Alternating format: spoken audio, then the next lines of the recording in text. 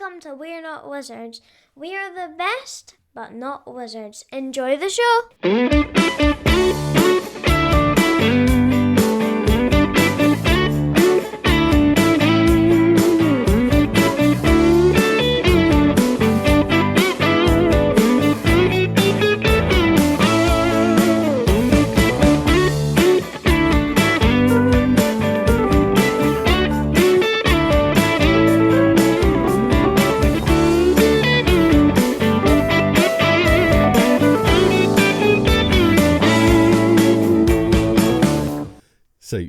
So you know somebody who sits in their front garden? I do. And are they weird? Actually, no. I think they're retired, or they're semi-retired. Which I think that means that they're allowed to be they're allowed to be doing this kind of thing. They're allowed to be. They can have some eccentricities. I will grant them. Yes. You know, but I think it depends if you're there. Describe. Right. When you say they sit in their front garden, is it kind of a little bit like if you're in America and they've got those beautiful like front porches that they have in? It's kind of like that. It's kind of sat like, on the rocking chair watching the world go by. Yeah, it's kind of like under the window. The dog. It's under the window and they've got like the little private bit and they've got like little bushes in front of it and stuff like that. I'll grant that, but okay, that's different. I don't count that as sitting in the front garden. Oh, you talking when I say sitting in the front garden, I mean like somebody, like sitting on their front bit of grass and having a picnic in their front garden. That would be weird. Is that not a thing at the time though now? Did you not? Is it not the case now that I'm pretty sure? I don't know. What do you think people do it? Because I don't see people do it. I think people used to do it. I think I think people used to sit around. I think people did. And they used to see the neighbours and stuff like that, and folk used to go between different houses and stuff. So I think that was... I don't know, maybe. That was potentially the case. Maybe I'm overthinking this. And then, obviously, there's the big thing, which is if you go... if you look at terraced housing, generally terraced housing have bugger all as far as front gardens go. And if you're looking at some of the older industrial towns, they don't even have a front garden at all. It was a big, huge shared back garden. So having a front garden, you were obviously you had a little bit of money, and I know that our front garden was always our driveway, and then the next house. The rest of it was the beginning of the back garden of the other house in front of us. Yeah, we had I've never had a front garden that I would consider sitting in, let alone it's always been driveway or something. I've got a driveway and I've got a front garden.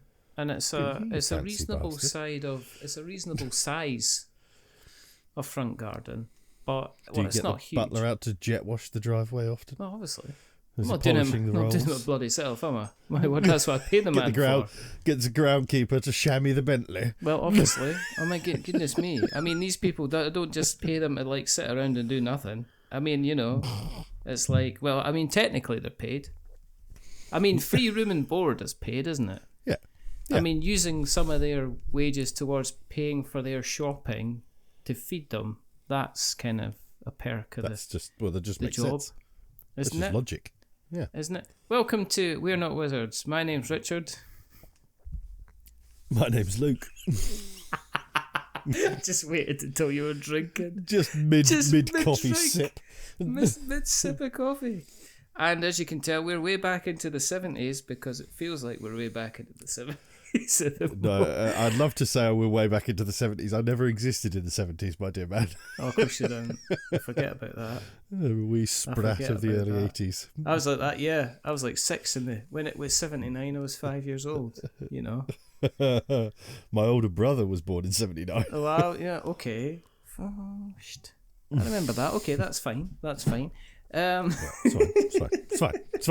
It's all good. But what I'm saying is, yeah, you're right. We've got a front garden, and I cut that grass because when we moved in, the grass was estate, so we spent money getting it rotivated, right?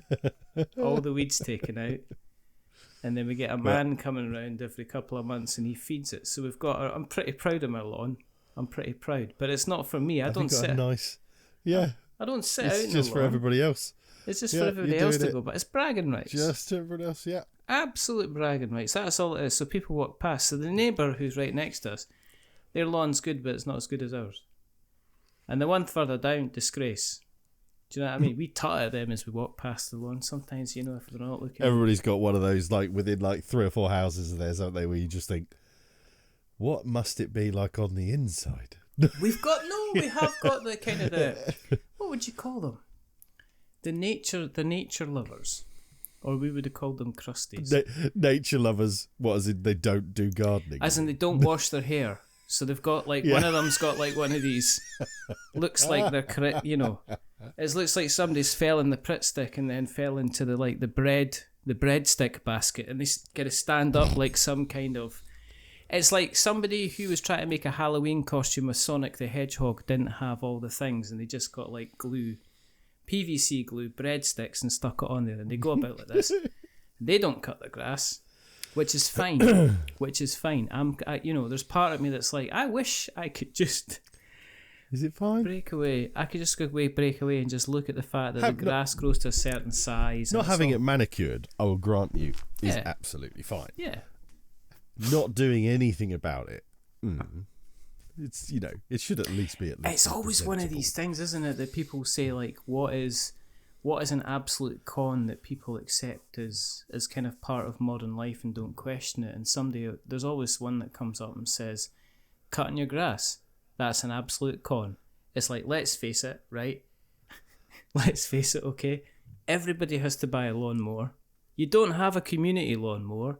You don't see on the Facebook groups people but going, you absolutely could. You absolutely could have a community lawnmower. Every little terrace or cul-de-sac, every little street.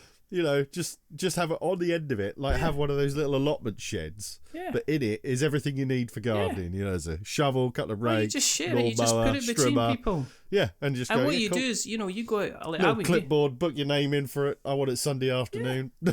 Or you get some guy. It's absolutely how it should be. Some guy that goes up, right, and just goes, right, okay, and he doesn't do one garden because he's he's had a row with the missus. So he wants to be out for the afternoons. He doesn't do one, he does 5. he does Brian and Shelley's garden. He does. Yeah, then he does Mick's garden. Then he does Brian, Simon's garden, who can't get out so much because he's got his gammy hip now. And then he gets Muriel, which we never see because she's off with her boyfriend all the time. Or is it girlfriend? Nobody knows. She's always on cruises around nobody knows where she got some money from. Drugs. Or she's doing coke deals from Lima, Peru. That's it. That's why the people turn up in, like, the kind of the pneumatic kind of Ford Escorts that go up and down when you get into the car like that, which is going to look. That's Muriel friend around the estate again. But that's what you need. You just need somebody that's going to go, I'm going to own the lawnmower, right? And instead, and this is the other thing I've thought about, I've obviously had thinks about this when, when things aren't passing maybe as well. As a man of 50, you sit in the toilet and you go, this isn't happening today, is it? I need prunes. And that's another topic altogether. Don't know what prunes are. Anyway, but I was thinking, right, I went and got a new lawnmower. Went to the barbecue shop. Other DIY stores are available. Yeah. And they were like, special offer, you can get this. Was 170 quid. But you can get it for like 105. And I went, bargain, we'll get it. But that'll probably last about 1.5 years because they're not built. They're like everything. They're not built. Lawnmowers aren't built to last. The last lawnmower I had lasted 12 months because the wire just came out. Somebody stood in the wire, me, and I pushed it. On. And the wire. You do electric lawnmower? Yeah. Okay, yeah. Yeah, but what I'm saying is you look at the petrol ones, the Big Daddy ones, the ones that you could literally go up against a tree and you take that thing down. They're a bit, you get the good 400 or 500 quid ones. They last for ages, they last forever, and they cut everything down. If you get a cat in the way or something like that, that thing's going in the hopper in bits. I mean, that's what's going to happen. It's almost got like a vacuum at the front, right? And all I'm just thinking, there's 10 houses in the street on just my side alone. And I'm thinking if we had all, we could chip in less money. There should just be a little shed at the end of the road. Yeah, just a lot of socialism gone mad. But then, okay, so here's the other one. But you didn't have to have... It's so obvious. You didn't have a lawnmower because you used to get the council... If you're living in a council house, the council used to come round, employee people used to come round and mow the community lawn. That's what used to happen. You used to have gardeners from the council come out, and if it was part of it was community and part of it was council, and the council would come out and they would cut folks' grass, because that's what they would do if you wanted. You could pay for it for folk to come down and cut your grass. Jobs, that's what I'm talking about. Anyway, so that's what I did. I cut the grass. I realised that my not too far away from neighbour shit show garden, I've never actually seen them. Never. Nope. They could be dead. No, they're not dead, because I know they stole the recycling bin from the house that sold over the road. You know what? Because I've seen that they suddenly got two. Because I always look at their house as I walk past with the dog, and because they've always got some random detritus of bits of furniture or some fucking thing out in the front yard. And I'm always intrigued as to what the new thing will be. And it never ever... It's like a mug tree, or like a magazine rack thing. It's just like something that you can't physically buy nowadays, but they've obviously had for years, and they've brought it out from whatever shed they were storing it in. Exactly. You know? And it's coffee rings and paint marks on it. And you're going, what the hell is this all about? I noticed that the house over the road that sold, the only reason I noticed their recycling bin was because it was kind of like, it had like a bit of string around it to the telegraph pole that happened to be next to it. That's mental. So I just always kind of noticed it. You know, it wasn't kind of, I think it had just been done so that it wouldn't keep blowing over in the wind. And then so that's why I had noticed the recycling bin, and also I'd noticed that the recycling bin was slightly different to our recycling bin. Yeah. And then when I was looking at Shit Show's garden, I noticed they now had two recycling bins, and I could see clearly that recycling bin was the one that was formerly. Is that their official name? This is the thing. Is that their official name? Do you go back and? Well, I don't know. I've never seen them. I've never seen them put the detritus and mug tree out in the front garden to. And that's what you want, myself. Right? It's like you never see people actually putting like a couch outside the front. Just magic, and you're like. Moving a couch, that's a two-man job. I swear I went to bed last night, I never heard anything move anything. I wake up the next morning, there's a couch across the other side of the road. I don't know how it got there, if it floated. They've got like a couple of VHS tapes stacked up behind the curtains of the front window. The curtains that are never opened. That's amazing. I bet you... Slowly sun-bleaching VHS tapes, you know. I bet you one of them is the original trilogy of Star Wars. Because I bet you they're like, we're not having any of that Lucas cut. I reckon there'll be like 100 best goals for FA Cup Leicester City goals, and you know, best of trick shot John Virgo narrated. You know, you know, there'll be shit like that. You know, Jim Davidson. Yeah, it'll be Jim that sort of David. crap, But anyway, you know? Chaz and Dave. Chaz and Dave. A bit Chaz and Dave. Chaz and Dave is the only reason I know which order to pot balls in snooker. Is it really? Yeah. It's like, here's the thing, right? Every now and again, potentially like 2 or 3 times a year, my father-in-law comes over from Belfast, right? And we go to the local snooker establishment. And that's the only time I ever play snooker. I never ever get together. I never go down the pool hall to practice.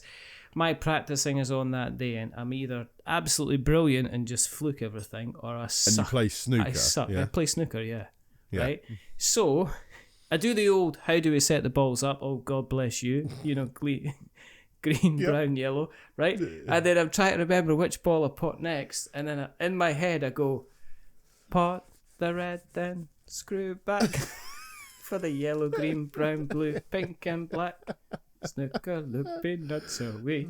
And that's how I remember it. But I have to sing the song in my head. They probably don't even understand that there's the other coloured balls on the snooker table, let alone Chaz and Dave singing about it. Chaz and Dave. Oh, Chaz and Rabbit. It's just, you know. But they did some really catchy... Snooker's a daunting game, isn't it? Snooker looks... Because I've played a lot of pool in my time, and I've played a lot of snooker in my time, and I love 9-ball pool as well. Yeah. But snooker... it's one of those things when you think about, oh yeah, let's go play some snooker, and then you stand next to a snooker table and you're like, fuck me, it's like a cricket pitch out here. It's so big. That pocket is so bloody far so away, far and it's so wee. And the balls. I've got to get this bloody great thing in that. The balls are smaller than you expect as well. You expect, obviously, but the when pockets are smaller too. You're like, the balls are smaller and the pockets are more precise. And you remember how difficult is this going to be? Because when I was growing up, there was a game which famously came out on I think it was maybe the Amiga at the time, and it was Jimmy White's Worldwind Snooker. Yes, yeah. Now, everybody went bananas for this game. Was this when it went 3D? Yes. Yes. Yeah, Absolute bananas. Yeah. Absolute bananas for it, because it was the first time. Americans or non-British people, Jimmy White was a legendary British English snooker player. My favourite snooker player as well. He was. He was absolutely. Stuck Steve Hendry and Steve Davis. Jimmy White was where it was I remember Stephen Hendry when he was 16 and playing. I mean, that's how far when he was now. You look at him, you go, he aged. Yeah. And then you look at Steve Davis and you go, he didn't. He didn't age. He just got less ginger. That's it. Yeah, he's just slightly. That's literally it. It's like somebody's went to the colour settings and bleached just put in the sun. His contrast got turned down. Contrast got down. The colour saturation, and he's just like, great. He's eventually going to turn grey, because that was the whole thing. There was a whole thing about, and everybody in America is going to be going, "What are you talking about? This makes no sense." But there was a show called Spit an Image, and it used to have Steve Interesting Davis on it, and he was great. I believe him and John Major. Yeah, were both great. At the time. Great John. My next door neighbour, old next door neighbour, his brother was one of the creators of Spitting Image. Oh, Flucking Law. Something Law. Yeah. I lived next to a guy. We used to live next to Margaret and Dennis Law, and that was his brother. That's amazing. Dennis Law. Dennis Law is a Scottish football commentator, as I remember. Yeah, it was Dennis. Yeah. Anyway, I remember my brother had a great Spitting Image T-shirt, and it just said, "If we all spit together, we could drown the bastards." That's amazing. And a teenager walking with "bastards" written in massive little words across his room. You can't do satire nowadays. Can you? I mean, you must. Armando was it your man? Is it Armando Iannucci? Must be. Yeah, Armando Iannucci. He must be sitting there going, "Fucking, I don't know what to do." He must be like, "I don't know what to do." Do you know what I mean? 100% tariffs on cinema doesn't exist anymore. It's just there's no chance. Jesus Christ! I mean, taxing movies that aren't made in America. It's like, so hang on a minute. So Peaky Blinders, yes, the movie of Peaky Blinders, set in industrial age Birmingham. Yeah, you want that to be filmed, in Hollywood. Yes, it's like, come on, Great Orange One, you are the Great Orange. Just. But did you see the bloody May the 4th thing he did? Oh yeah, did, but the White House did. But the White House. The White House doing that. The fact that if they did it, he did it. Well, of course, because as far as I'm concerned, one has to be approved by the other. Blah blah. Like the fucking AI picture of him as the Pope, and it's just like. Yeah, I know, and it was quite interesting. I did get shown a brilliant picture earlier, and the smoke stack for the Pope. It said they've chosen their Pope, and it was orange smoke coming out. I was like, oh fuck, Pope, great, Pope Trump the First. But they just did that, and like I think there was a Catholic American group kind of went like, we just buried the guy. Like today, this is not on. And he's like, I don't care. I want to be the Pope. I'm going to be the best Pope. I'm going to have all of the Jesus are going to be coming to me. And it's just like, what are you doing? But anyway, we said we weren't. This whole entire show is don't mention the T word. Everybody's talking about. It was. What, tariff or Trump? Both. Or is that, or are they both the T word? They're both the same thing. There's been a lot of coverage on the tariffs, and I didn't want to avoid it, but I didn't want to kind of cover it because it's being covered it's been covered extensively by a couple of, I would say, brainwaves. The Giant Brain have been doing some excellent news coverage on the whole situation. And also Board Game Wire, if you check into them, they've been doing a lot of articles as well. Ben did some good interviews. Yeah, Ben Maddox. Ben Maddox has been doing some fantastic interviews as well. And also, I didn't want to go too much because there's obviously other people who are talking about it probably in a more from a position of knowledge. But also, I'm kind of aware, and I can cut this out, of your situation being employed, and want you to end up in a situation where you're like, no, I can't really talk about this, to be honest. Well, I mean, I don't know anything. You know, it's all GameFound. We're basically just trying to implement as many tools and make things as smooth as possible for people for when they do want to charge tariffs at the moment because their stuff's on the water or it's just arriving, etc. like that. So, but then also we, for the most part, I've told people, like, if your stuff's not on the water, just freaking hold, just hold on, because who bloody knows at this rate. Yeah. But then equally, then it might be that people charge a tariff and they're just like, oh shit, now he's changed his mind and now I'm not going to get charged tariff. I need to give that money back to people. So we're trying to make tools that they could do that as well, so they could do it smoothly, transition either way. So, but outside of that, I mean, I really have. Well, I was gonna say I have no opinion on tariffs. I have fucking opinions on tariffs. I tell you that. Yeah. But it's just, I mean, it's a fucking shit show. It's just ridiculous. It's just so unbearably ridiculous. And just when you think it can't get more ridiculous, he does, like today with the whole fucking tax anything that's not a British US movie. It's like, what? Yeah. What? I'm wondering, and I think we spoke about this before, I'm wondering if it's a distraction for other things. Oh, more than likely. I'm wondering if it's a distraction to say, he talks about tariffs, right? And it hurts certain people, and other people, I mean, I've seen Jamie Stegmaier's been on CNN now, and your guy from who else? Frosthaven. Sorry, yeah. Sorry. So Cephalofair. I haven't watched any of the kind of like Jamie's and stuff like that because, like I say, I mean, in a month or two it could be just nothing. It could be completely over and done, and it's one of those, I can't affect it, so I'm just kind of not willing to sort of spend emotional quota on it, if you see what I mean. Yeah. There's literally nothing I can do about it, and as much as I feel for everybody who's in that situation, that the board game companies that I work with, all I can do, I'd rather put my energies into trying to do what I can for them in that I actually can do than getting a load of knowledge on how tariffs are affecting people when they might in 4 months just not be a thing at all. So I just can't. Might just change. Yeah, I mean, I think there's going to be depends on what certain pressures that happen.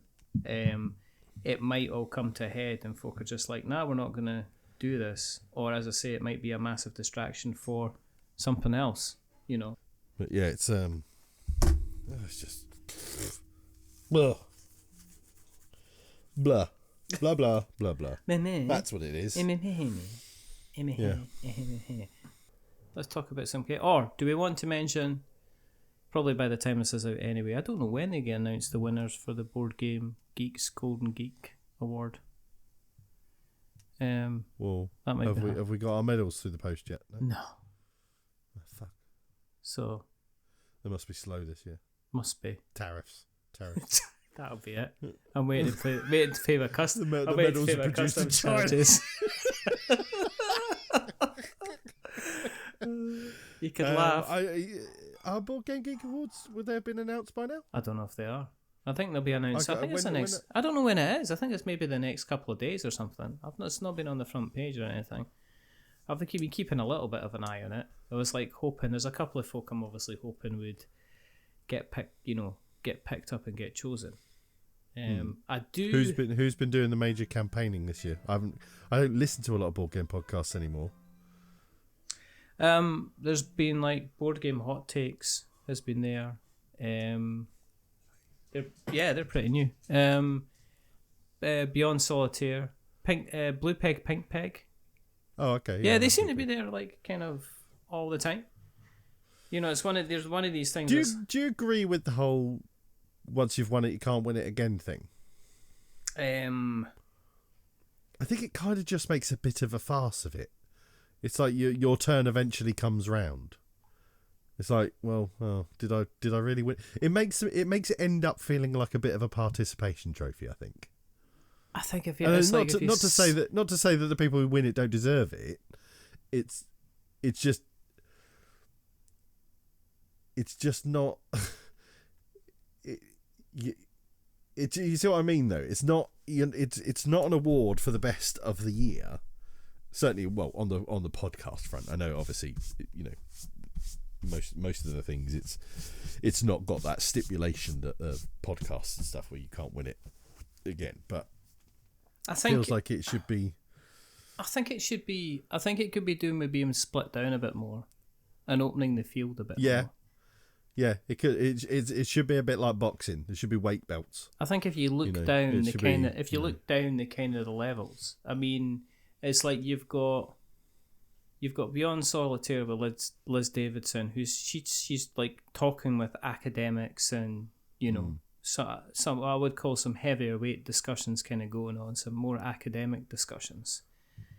And then you've got, like, say, in the middle ground, you've probably got like your talk cardboard and stuff like that trying to be in the middle. Ben Maddox, I would put that, you know, he's there, you know. And then you've got guys like the Board Game Hot Takes, Blue Peg, Pink Peg. They're kind of being light entertainment kind of thing. And I think squishing everybody together in one category. More informative versus entertainment and stuff like that, you know, or even maybe like a little bit in the category of their own, like a, you know, solo-based podcast and a, you know, talk show based podcast. I mean, like that. And what that would do is that would, because even if you don't consider yourself a talk show based podcast, when people nominate you for a talk show based podcast, you're a talk show based podcast. You know, if that's how you come across to the wider public, then that's what you are. You know, kind of thing. Even if that's not maybe what you. But I also think it's kind of like exposure stuff as well, because I think at the moment you do see the same. Once it gets down to the 10, you do see the same kind of 10. The similar names kind of coming up. Yeah. And it's like the ongoing joke, not an ongoing joke, but it must be crap for like Blue Peg, Pink Peg, because they seem to get nominated every single year, but they never seem to win the bloody thing. Exactly. And at some point they're like, well, but there's probably been a bunch that were like that, you know, for years, where they, you know, it's still. I mean, it baffles me that Ben's never won it. It baffles me that his name is even in the that's equation. one. But if it's a category, if it was a specific interview category, then what you're going to get is you're going to see, like, I mean, you would see kind of like there would be Beyond Solitaire would be there, Ben would be there, we would probably be there in some way, shape or form, because we do, obviously there are some kind of occasional interviews kind of happening. Tangent podcasts, yes, you know, not sticking to the subject podcasts. Yes, I mean that would be kind of there. I mean, but we'd then crush it would be every year. Nobody would topple that tower. Yeah, I mean, but then you could have like your top 5 for that, your top 5 for serious stuff, your ones which just are discussing the games. So I mean, you would have like board game barrage, so very wrong about games, talk cardboard. I mean, they just seem to talk about games, and they seem to be the critiquing of games. Whereas you get kind of like Board Game Hot Takes would potentially be in that as well. But then you get the kind of, then it would give like sporadically board, Blue Peg, Pink Peg are kind of their own us. We could be in that kind of category where it's kind of like a bit more kind of friendly chit chat, not necessarily let's go straight into the games that we're talking about. Brainwaves as well. I'm kind of a bit, you know, Brainwaves, these boys, and I mentioned them all already, but they crack out the kind of the news information stuff. They're not like who is it? Tabletop News, who were meant to be coming out ages ago, who I don't know what's happened to them. They've just kind of like the tabletop news. I was at the American tabletop news show of America. That was the one where they were going to be doing like news shows kind of like every single week with what's going on. And and it just never happened. It just never kind of happened. I don't think they got near the kind of the funding goal. But they were like the news, and it was like, well, is it really news? Because it turned out it just seemed to be like one sponsored event after another. It was like who was paying it. It's like who's it's like a news channel in inverted commas. Whereas Brainwaves, bullshit. That's what it was. Brainwaves have like brought up. Brainwaves are like they've talked about everything from they talked about the Quackalope situation. You know, which came up. They talk about kind of they're talking about tariffs. They're talking about they talk about all the serious stuff, like the allegations that have come out against certain kind of creators and stuff like that. You know what I mean? So, I mean, they're well worth it, but they would be deserved to have like a factual news program. They would be worth having their own category, and that would allow people to discover them, But I had a thing on BGG to say... And I think if you had categories then, like that, you wouldn't have to say, once you've won it, you can't win it again. Yeah. Because it means you have to keep being good. If you are the best one year, you've got to fucking be the best the next year. Exactly. And it gives people an aim to go, I'm going to fucking show Blue Peg, Pink Peg. I'm going to shove their... award right up their arse. I'm going to be better than them. But I think they've done it. I think they've done it because it's such a small category that it could be the case that so very wrong about games or board game barrage would win kind of like on a regular basis, or once you've won it once. Yeah, it's like if they do, then they should. That's my point. Yeah. If they're the best, then they're the best. It's. But my question is, are they going to get kind of lawn talk? I mean, I don't think they're going to get lawn talk. No. You've got this little back scratcher thing that looks like you've got a tiny metal... It's like you've become a Terminator and you've got like a tiny little metal hand and you're just trying to... Come with me if you want to live. That's amazing. That is that what your fidget toy is? Is that instead of the clicky stuff? Yeah, because it's quiet. Clicky? It's quiet. It just looks really weird. You look like, is it the scary movie thing with a guy with the little tiny hands? He's trying to serve. He's trying to serve stuff. Would you like some chicken? What? What are you thinking about? Are you just contemplating stuff? Right. Anyway, so good luck to everybody who's taken part in the Golden. Yes, good luck to everyone. Yeah. Sporadically bored as well. Just throw them out there. I don't think sporadically bored really exists anymore. Bless it. It doesn't feel like it does. Does it not? I've not seen them. Let's see when the last time they recorded, because they're worthwhile listening. Anyway. Yeah, I know they're well over a month over. I said to Dan, it's just. I did ask Dan if has it just sort of slipped quietly into the night, and he said no, it's just. Just shit lots going on for him and Mike. They just, between like some conventions and like, I can't remember if the cruise was on or Dust Hour East or West or whatever it was and stuff like that. Tons of stuff going on. Just shit getting in the way. Just lots of stuff. But it's like, it's one of those things. It shows how kind of, and I mean this in the nicest sense because the sporadically bored audience are a fabulous audience, but it shows how fickle an audience can be, because when they have podcasts regularly coming out and it's all great and it's all going, the Facebook group for Sporadically Bored was a fantastic group. So much back and forth laughs and banter, and I never see anything posted in it, and it's only a case of that they've had one show that's not been over a month or so from the last show, and now suddenly that whole group just kind of sort of died on its arse, It was a bit of a shame. Similar for my mate Andy Burdis. He had a great YouTube show called Blackjack Legacy, miniatures sort of focused. And he started working for Mantic. And he closed the show, as it were. He said, I haven't got time to do both, blah, blah, blah. But again, that Facebook group was a fantastic group. It was always showing the miniatures we're painting, or chatting about this, chatting about that, and it just died on its ass. Within a week, dead. But I mean, is that the Discord's still very good, and that's kind of still going a lot. But it just shows how kind of that you need that focal driving force for most communities.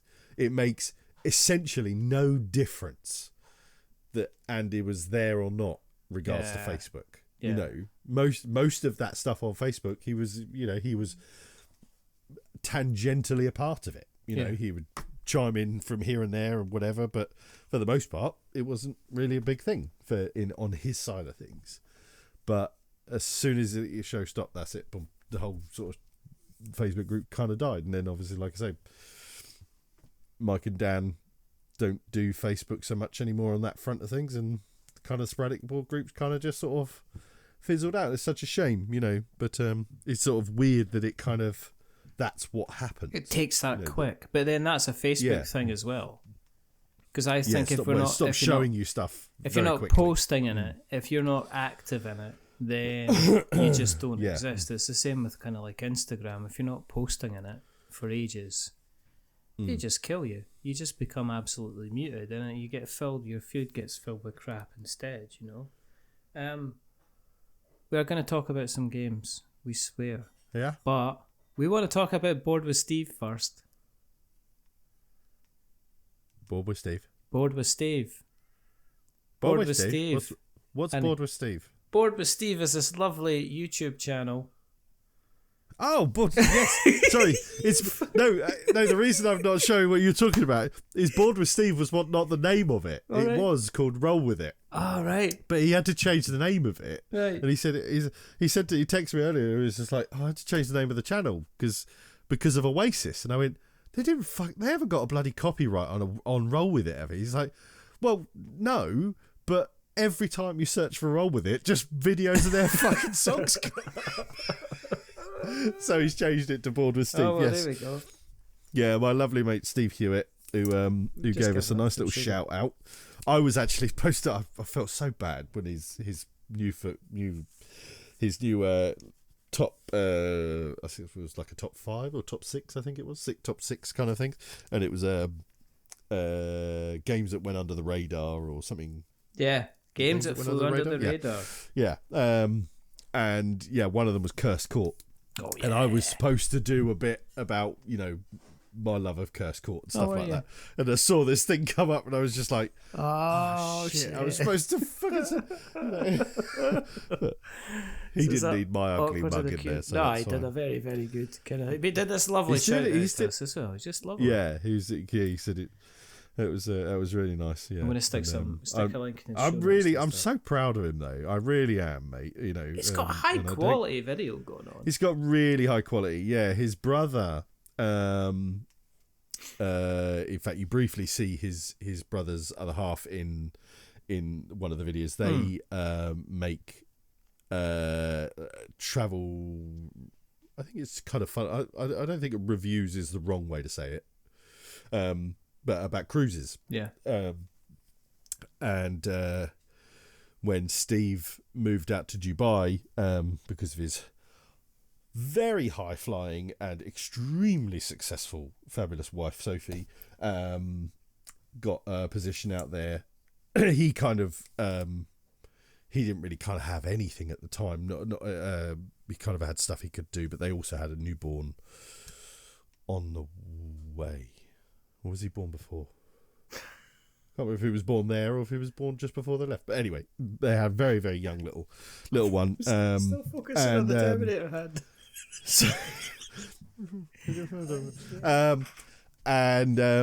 So he kind of was like the stay-at-home dad, I think, at first. But then he's ended up he started editing his brother's video content.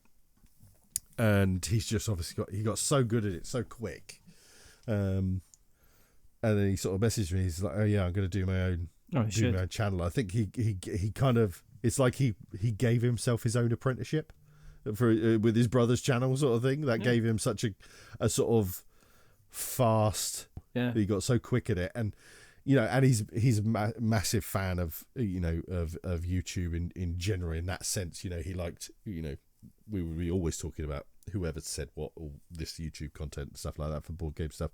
So he had a really good idea, or at least a very good vision as to what he considered good and what he considered worthy, and what he liked and what he didn't like, and kind of also, I think, probably a pretty good idea of what YouTube likes, you know, how to, which how is to really cut really, videos in really that way. Yeah. And he's just done such a, and I hope Steve won't mind me saying this, but he is one of the most neurotic, awkward, fabulously skitty-brained pillocks I've ever met, and he will get nervous, at the stupidest things that he absolutely doesn't need to get nervous about. So when he said he was doing a YouTube channel, I was just like, bloody hell, good on it's you. a big step for him, kind of thing. It's just, I really hope so. And he's just, when you have a little bit of fear for somebody, but you hope for the best, and you think, oh, I really hope this works out, and then they just crush it. Yeah, just absolutely crush it. And that's what he's done, and I'm just so proud of him, because I love the way he kind of leans into his idiosyncrasies and eccentricities, like he cuts in his bits where he goes like, what the fuck am I talking about? I can't even fucking, and he puts it all in, and I'm just like, when he said he was going to do it, I said to him, just make the stuff you want to make that you like. Yeah. Don't think about the algorithm as best you can, but just enjoy what you're making, because otherwise you won't enjoy making it. If you see what I mean, you won't want to do it, and it just becomes a grind and shit like that. And yeah, he just it's so, when you see YouTubers and that, and you think, yeah, that's your YouTube face that you put on. That's not you. His videos are so 100% him. It's untrue. Because like I said, for all of his eccentricities and awkwardness, it's brilliant. I absolutely love it, and I'm really, really, really pleased for him as to how well he's doing, because he's getting some really good numbers. Yeah, he's getting some decent, his first video, he got 1,000 odd views. I don't know, that's fucking pocket change for proper YouTubers. But he got 1,000 views within a week, and he's just he's got he's 8,500 views he's got on his first video. Yeah, on his first video, and in the board game world, that's high. a good number. That's what you go to people and say, give me £500 for sponsored videos. I haven't actually looked to see how many subscribers can you see how many subscribers I think he's got about 727. Let's Let's make it 750. If you're listening and on the basis, I think this is his, I want to say 5th, maybe 6th video. Yeah. Something like that. He's not done a huge amount, but I said to him, that was the other thing I said to him, was be regular, be consistent. That's all you need to do. So find, you'll evolve and you'll change and stuff like that, but don't just keep fucking doing this and doing that. People will like what they like when they see it, and they won't want to suddenly go, oh, I only like it when he does these things, or I only like it when he does those things. They want to consistency and timing as well, because I know YouTube, I think, really likes consistent. Yeah, they're like, if you say you're going to release on Tuesday, you release every Tuesday, exactly, and stuff like slave that. to them kind of thing. It's not that great. And I think kind of viewers and subscribers, etc., I think they kind of like that logic as well. It's innately human to like a release schedule, especially if the things you like. Exactly. It's all good. Very quickly. What is that? Voltron? No, it's a Liokaiser. Oh. It's basically a combiner. Is that Voltron from Temu? Well, no, it's kind of like there was a Transformers series with a Liokaiser, which was basically several animal-based things. I think I know that, actually. Yes, I know you said that. They all transfer into planes and helicopters and tanks and drilling machines and stuff like that. And it's been a labour of love over a period of about probably a year and a half of slowly getting the bits, and now all the bits are so together. That's a bunch of them that you've slowly collected, and they're individuals that have combined to make one very Voltron-y kind of vibe. It's lovely. That's cool. That is cool. How many different? I can see there's a helicopter dude on the back. How many different people are there on that? 3, 4, 5, 6. There's 7 bits altogether. Wow. Are they quite hard to get hold of, or? Cause like I say, I have heard of that series of Transformers, but very vaguely. Oh, it's one of the ones where it's towards the end where I think they were scrabbling to get people before Bay did his magic with the film and put Transformers kind of back on the map. You know, it's like kind of Star Wars again. It's all pretty kind of cool. Do you like the Transformers movies? I don't mind them. I think they are diminishing returns for sure, but I enjoy them for what they are. I kind of, as long as I've certainly enjoyed the first 2 or 3 at least. I like Dark Side of the Moon. Revenge of the Fallen with like the Devastator in it. It's just like, what were you doing with my boy? I think the problem with Bay is that Bay's got the Transformers universe has got some excellent source material, and there seems to be this thing among directors where they decide they're going to just completely change something. So rather than Devastator being this glorious kind of luminous kind of greeny yellow with purple on it, they decided to make it into some kind of big kind of bear-like monster thing. And I just thought, you could have just, if you'd done it like a live action Devastator, people would have lost their mind absolutely watching it, and they would have loved the movie because of this 10 minutes where this Devastator kind of gets kind of brought together. But it's about licensing and it's about toys and stuff like that, you know. And fair enough, Bay managed to get 4 or 5 movies out of it. I mean, Bumblebee was pretty good. I don't know if you ever saw Bumblebee. Bumblebee was a good one. Yeah, Bumblebee actually was good. I didn't hate the last one. I've not seen it yet. The Beasts. I've not seen it. It's probably I will watch it. I remember not. What was the second one? Was that Rise of the Fallen? Yeah. I remember the second one being very annoying because they had the 2 like stupid ones. Yes, I don't like that. They were very Jar Jar. It was just like fart jokes. And they were just too stupid. Pee jokes and all that, just nonsense. It was just a bit slight, didn't need it. The one that was about the one that was Anthony Hopkins, and it was like a sort of Arthurian the Last legend Night one. Last night. That was I okay. liked aspects of it. Yes. You know, but then if I remember rightly, what I didn't like wasn't Merlin a dickhead? Something like that. Wasn't he like an absolute Egypt? Yeah. In the end, like they would flash back to and he was just a bit of a moron. Yeah. They just made that kind of like they kind of like typical. Yeah. And there was just some things they did, and it was like Anthony Hopkins was phoning it in for the check. You could just big time. I'm here. I'm only here for the money. I'm not here for anything else. Just here for the money. Thank you. And he was away. It's a bit like it's like everything with Michael Bay. It's like there's stuff when Michael Bay does stuff right, he does it fucking fabulously. The bits that Michael Bay does well, like sweeping cinematic shots, big action sections, lens flare. Brilliant. Yes. No. J.J. Abrams. J.J. Abrams' lens flare in Star Trek. What you did?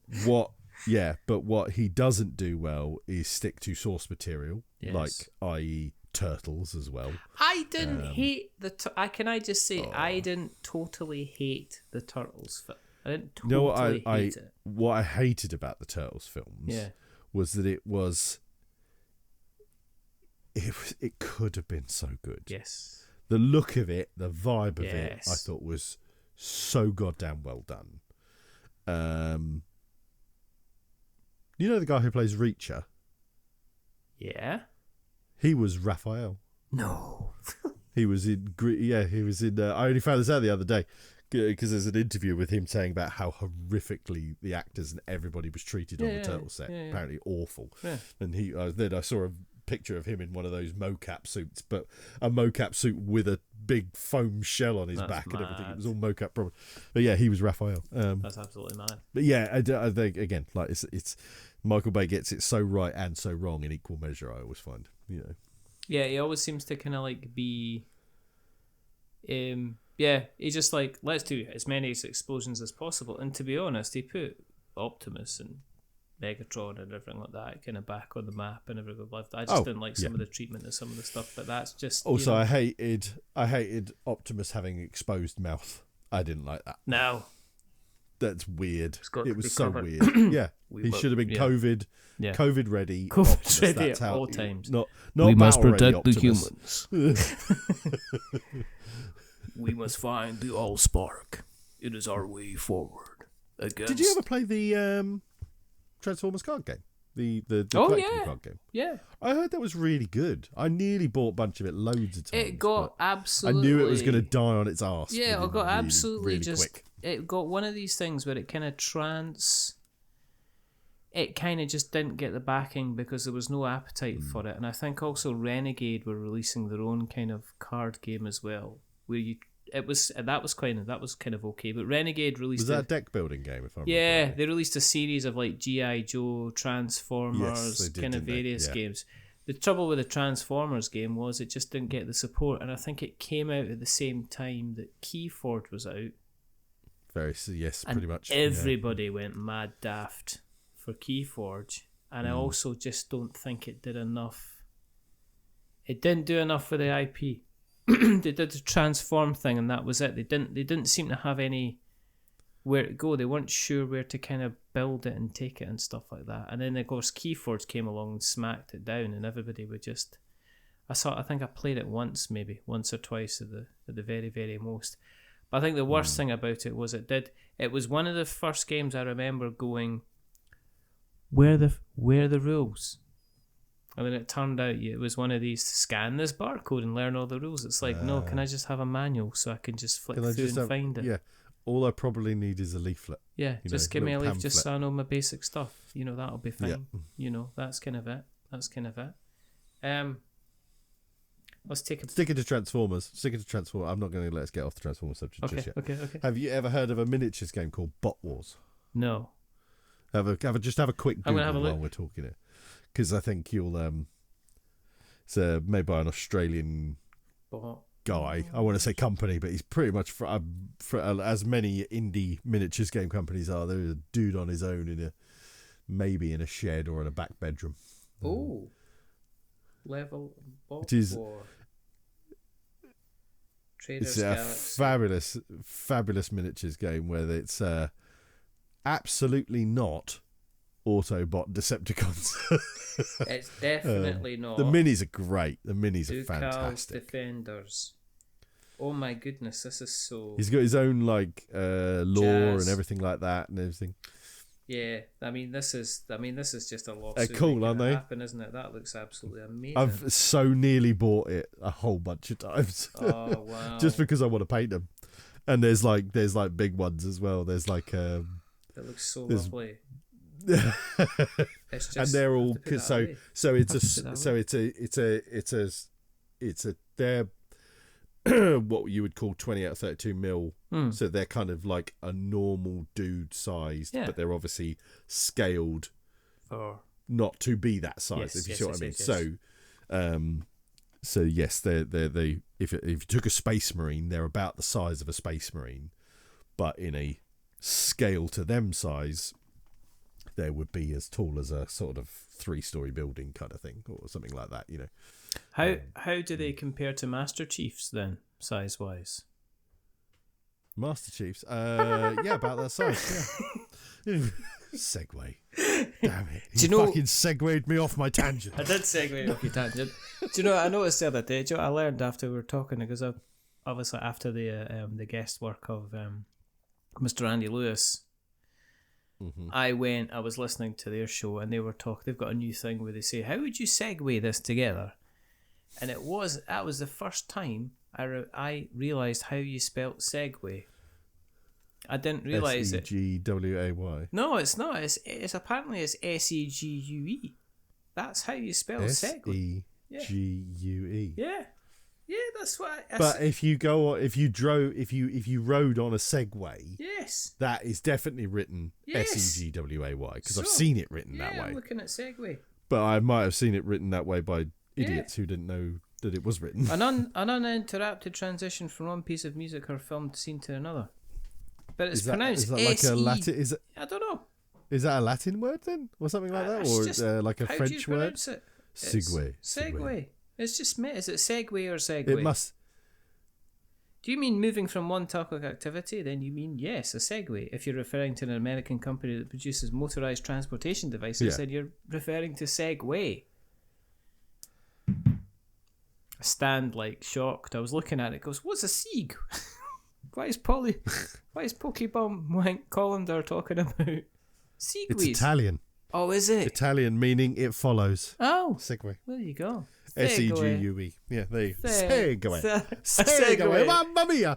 What a fabulous Segway, Mario. Can I gesticulate like an Italian with my back scratcher hand? That's why I was bringing this in, because I was going to rip his arm off. Come here, look. And then look, I can do the same thing as well, because this boy's got an arm. So I can, you can both have little... He's got opposable fingers and stuff. I've just ripped the arm off. This is the best. This is my best fidget toy yet, because it's silent. It's so silent. It's better than that clicky nonsense that you had kind of going on.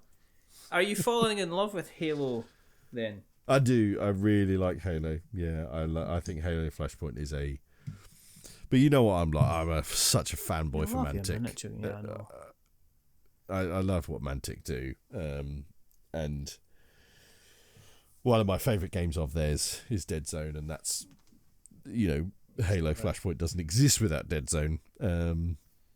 It's just so good. It's just so smooth. It's this. They've done this perfect job of melding board games and miniatures tabletop games. Mm-hmm. Like Dice Tower Z. Mm-hmm. He always says he'd never play it like a proper miniatures game, because that whole kind of measuring range, stuff like that, arguing over, fractions of a millimeter or whatever. He says he's just not into that. And I absolutely get what he means. Yeah, absolutely. Yeah. That's not how me and my mates play, but in tournaments and shit, that kind of stuff happens. Oh, that counts, doesn't it? And that's the beauty of this, in Halo and Dead Zone, and because it's all based on theoretically cubes, roughly 3 inch, I think, 3 inch by 3 inch cubes, and like a grid within the board. Everything's just so, there's no question, and like even like one of the, my mate said to me, because I introduced a friend to it who hadn't played it before, and he hadn't played Dead Zone either. He said like, oh, if this dude's here and you could see sort of part of him, is that like more in cover, less in cover? And I said, no, they're either in cover or they're absolutely not in cover, or you can't see them. There's three stages. You can't see them at all. Yeah, behind the wall. You can see them a bit, so they're in some cover, or they're completely exposed. Right. Okay. Yeah. So he's like, oh, okay, cool. So there's no kind of like. I've played miniatures games. So, well, if you could see half the model, they're dirt, and it's like, what's half the model? So straight away you're just like you're looking at your dude from his point of view, and you go, well, yeah, no, because I can see from his knee pad above up there, and and then they're looking at it going, no, you can't see his knee pad, and it's just like, what percentage of him is exposed like and stuff like that is either exactly fully halfway hidden, like that. Yeah. And then they've even done which is, they haven't, it's not like a Mantic creation, but it's a more common occurrence that I've seen over the last sort of 5 or so years, maybe, that obviously miniatures come in all different shapes and sizes and stuff like that, and you might have a dude who has his arm out like this, so if he stood behind a wall but his arm is out like that, so his gun in his hand is stuck out, he is not visible. So what you do is you take, if you imagine a cylinder from the base that runs to the top of their head, that is the window of which you would consider to be looking at. Yeah, if any bits that stick out of it because of cool models, it's what you call it. It's a hitbox in video games, basically. Exactly. It's literally a cylinder around the character. If you smack them, if you manage to get a hit on any place in that cylinder, then that counts as an actual hit. And if the arm's sticking out, that's not in the hitbox, so it's never ever going to get damaged, so it doesn't kind of exist. They've just done the I need to print off like a cheat sheet for the because it's not like a lot of keywords, but there's enough that we kept there's keywords that are like kind of like there was sniper scope, and then there was another one that was kind of, it wasn't sniper scope, optics. Oh, right, okay. And it was like, and they weren't the same, but they were kind of similar, or like we'd kind of we started at some point, we accidentally got the rule for one as the rule for the other, and didn't make any great difference overall, but it was just suddenly like, oh shit, no, hang on, 7 and 8s aren't crits on that one, it's 7 and 8s are crits on that rule. One bugger. Okay, right, so we just need, and the rule book doesn't have an index, but it does have all the keywords in a nice alphabetical section, but they're kind of like not at the end of the book, they're sort of like 2/3 of the way through the book, so it's you need a player aid. It sounds like you need a player just need a decent player aid. You mentioned this the last time, that you would like one side of the board has basically got the beginner section, which has got that really well explained. Perfect. Yeah, but if you put it the other way around, then it's not got anything on it, and you just I know nothing. Basically, is how it kind of goes. So but it's such a smooth game. I really want to probably at UK Games Expo. They did, because they're on to now the third kind of release in the Halo series. So they did the initial release, which the biggest version was the Spartan edition, which I have, which had some terrain and 2 kind of mirrored teams of 8 Spartans, and if you got the pre-order, you got Master Chief, and then it had the elites, which are not the little dudes that you would get running around in Halo, but the kind of bigger boys dudes with the swords, basically.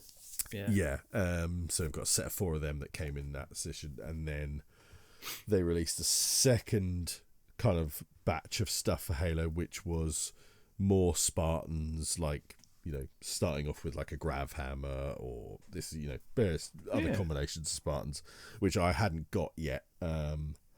So I'll probably pick those up at UK Games Expo if they have them. But I have pre-ordered the next sort of big wave, which is the Banished, which are these kind of big, hulky dudes. Is that like the brutes, basically? Yes. They're the guys that are trying to usurp everything against the minis Covenant. For them are fan-bloody-tastic. You'll be looking really forward to good. painting them. Yes, and I really want to paint my my Halo stuff, because with speed paints, I'm going to paint them so goddamn quick, so easy, because the models are just perfectly ready for it. But I had a really nice game of that the other night. It was really good fun. That was. What about, speaking of, because the other thing I noticed you were painting was the Worms board. Yes, I did do one. Yeah, and you had, and I read. It's kind of interesting because I've seen a mixture of reviews on the Worms board game. I've seen it gone from Dan Thoreau going, "This is terrible, don't play this game," to other ones saying, "Yeah, it's good fun, it's a good implementation," to other people saying, "Well, it would have been better as a dexterity game." And then I saw you playing it, and you were like, "Oh, you seem to have the best time. It seemed to tick so many boxes for you." Ridiculously good time. Yeah. So, like, Thunder Road Vendetta, massively popular game. Yes. People absolutely love the chaos of it, and I played Thunder Road Vendetta, and it was good. I played the original Thunder Road because my friend has it, and I played the newer restoration games, and really they didn't change a lot. I mean, they added a lot of extra shit, but the fundamentals of the normal game, from as best my memory could serve me, was pretty much exactly the same. And people wax lyrical about how great Thunder Road is. I kind of, at the end of the couple of games I got to, the end of Thunder Road I played, I would say yes, I had fun. Had a good laugh. I played it at Aircon and enjoyed the company I was with, and lots of hooting and hollering at the misfortunes of everybody's stuff. But I wouldn't say I had a lot of agency in it at the end of the day. I mean, so much shit happened that I was like, well, I couldn't have fucking done anything about that. And so I would say I was a little bit lackluster on Thunder Road. It was a bit too kind of just, You know, it seemed to be like if I won a game of Thunder Road. Road, I wouldn't be shouting very loud about it. It'd be like, as far as I'm concerned, I didn't win. Yeah. Okay. I just got the least unlucky. Is the best way of putting it. Yeah. You know, and then so when it baffles me, right? Because, like I said, I'm a Mantic fanboy. I love what Mantic do. I don't think I've played a game of Mantic's that I haven't been like, these rules are so goddamn good. Yeah. They're perfect. They nail them every time. Yeah. And for some reason, I didn't back Worms, and I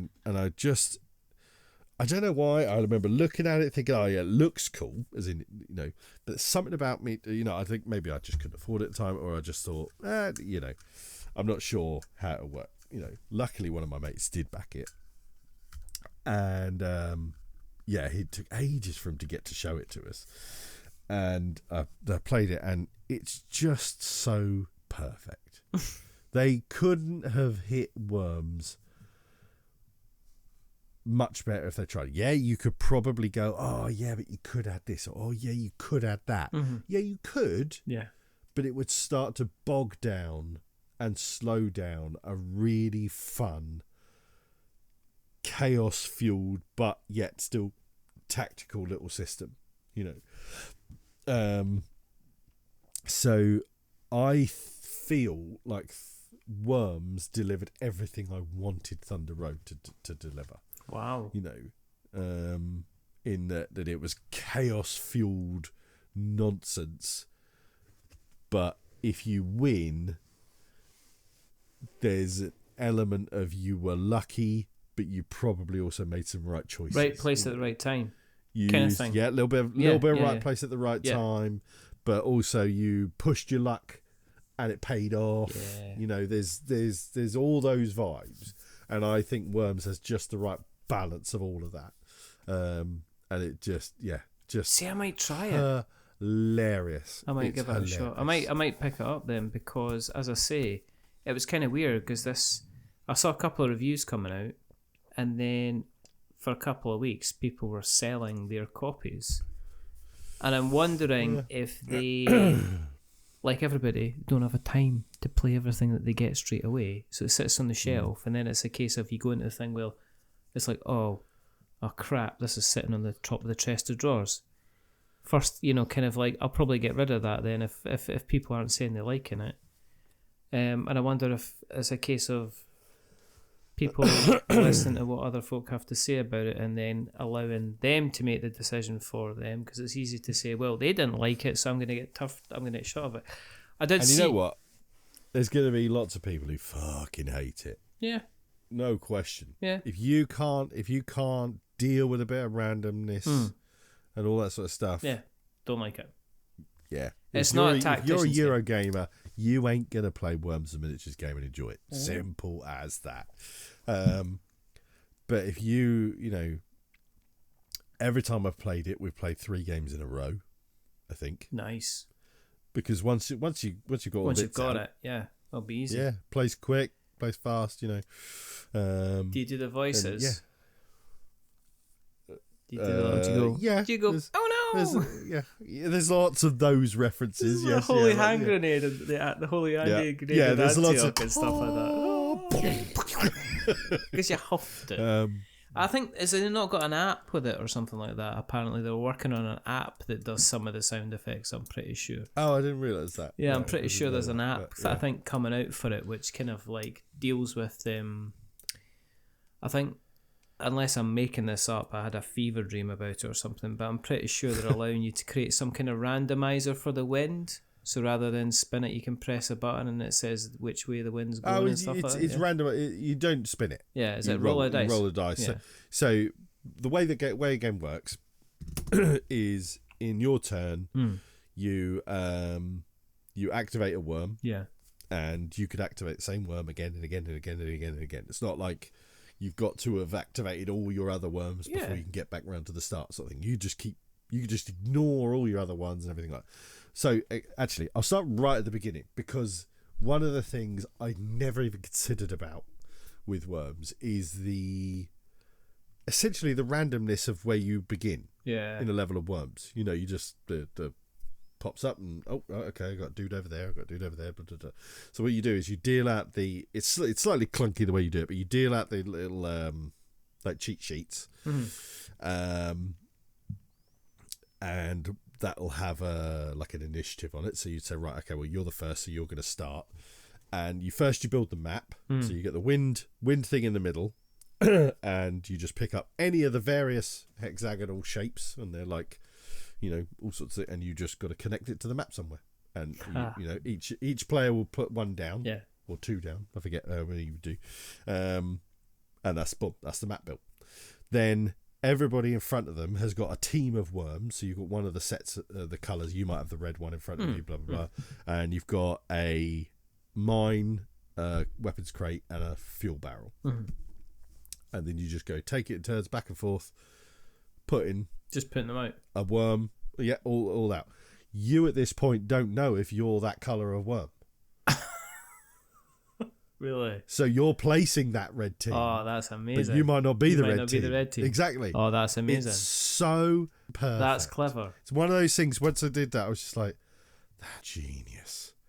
Absolutely genius. Because you'll almost every time there's been somebody who's gone like, fuck it, I'm going to do that, you know, and they've kind of screwed the team that they're like, hopefully I don't get it. And then you deal out the cheat sheets again, which are the colours, and they're like, oh, fuck me. you know. It's just so good. And so you essentially get 2 movement, which is your inch. So you which is just move 2. You definitely made those sounds when you were playing. We'd have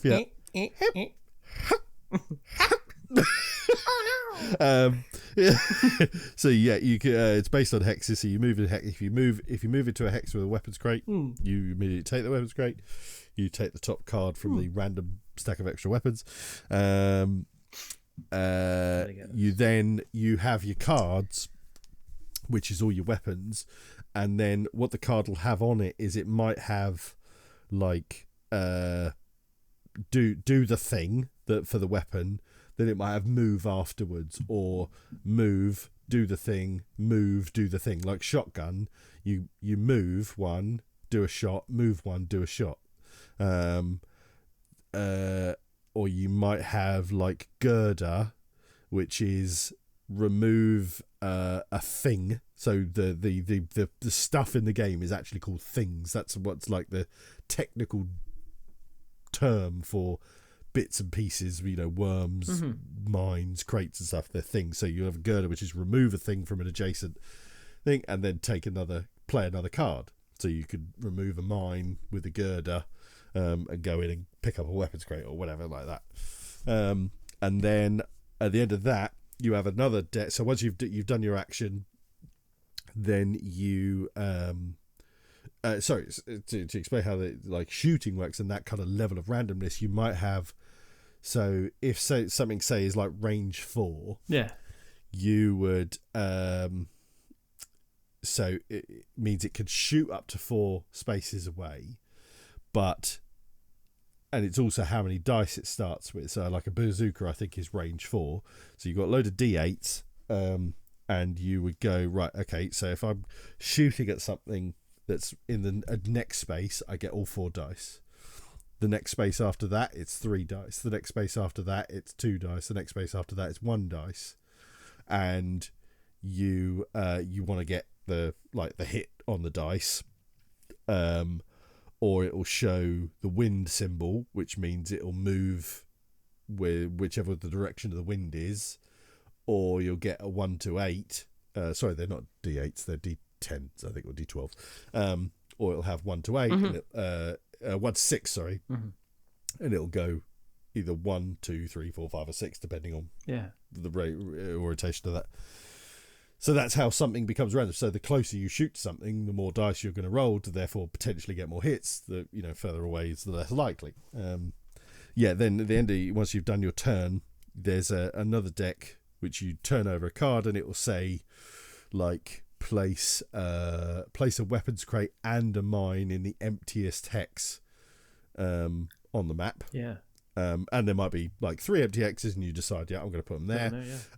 And then it will say change the wind. You roll a dice. If it might change the direction of the wind, and that deck is like a timer as well. So it'll only you'll keep going through those cards till it gets to the last card, which will be might be weapons of mass destruction, when it will say right in the weapons deck, take all of the regular weapons out, only weapons of mass destruction are in there, and at the end of everybody's turn they draw the top, so you just get constant weapons of mass destruction. That's just so like it's just a big it's just a big apocalypse at the end to make it finish. And they just crushed it. They just fucking crushed it, And I would probably say that anybody who says they don't like it, I'm probably like, I probably don't want to play a game with you. Probably. You're probably just not my kind of person to play games. I'm not saying you're wrong to not like it, but we're probably on different wavelengths as to what we get out of games. Yeah. And I think Mantic smashed it. Absolutely smashed it. I'm looking at this. I'm gonna look at it, and I'm gonna look at it later. That's gonna look at the actual retail. Like, I really wanted to get the collector's edition. Just because it comes with more stuff and more cool worms and stuff like that. But the retail edition is actually really good value. There's a lot of game in that box. Looks like a large amount of game. And I think Mantic, I know that Mantic are doing a lot of stalls and stands. I know that they're going to be up at Tabletop Scotland. Yeah. So they'll have it there. They'll have the retail edition for sure. The collector's edition, I think, is gone. That's gone altogether, for the Kickstarter and done. But the retail edition, you'll definitely be able to pick that up. Fair enough. Without question. Fair enough. I'm in the process of kind of learning games. I've played a ton of games. What have you been playing lately? I've been playing Flip 7 like nobody's business. I have literally been surrounding myself with... I've become a bit of a kind of a castle combo. Give me some castle combo. Give me some Flip 7. Give me some gang. I've been all about that kind of weird... And Strike. Right? Your beautiful new copy of Strike. Beautiful new... Right, so there's a story behind that, right? I went on to the Board Gamer. The board. Oh yes, yeah. Dean, yep. I think it's Dean Hoban is the boy that runs it. Oh, it is the guy. Yes, the guy who was on Facebook who wasn't a seller and then definitely wasn't a seller and then definitely was buying up collections. Wasn't a seller. Definitely wasn't. But anyway, I bought a game off him and he was perfectly good. He was. He's a top lad. So I got what did I get? I got for nostalgia reasons. I got a copy of Liftoff. Get Me Off This Planet, which is a very old Pencil First Games Edo Baraf kind of game. He's the guy that did he did like Sunset Over Water and things like Herbaceous and stuff. That game. Yeah, and he did Liftoff Get Me Off This Planet, and it was one of the first games he kind of brought out there. Oh, I didn't know that was he did like Eduardo's. He did like Mall Peak and all that. Yeah. All that nonsense. Yes, he did. Yeah, Herbaceous and Mall Peak and Skull Hollow. Skull Hollow and all that. Yeah, it was absolutely glorious, lovely, wonderful. But he did Liftoff Get Me Off This Planet that I used to play years and years ago when my two eldest were very, very small. And so he was offering that on his store, and I went, I'm just going to get that. But then he also had a copy of Strike, an old copy of Strike. A copy of Strike back from, I think it was maybe 2008. 2000. In fact, the box is over there. I'm going to grab it. Watch this. He's rolling over. I'm going to grab the box.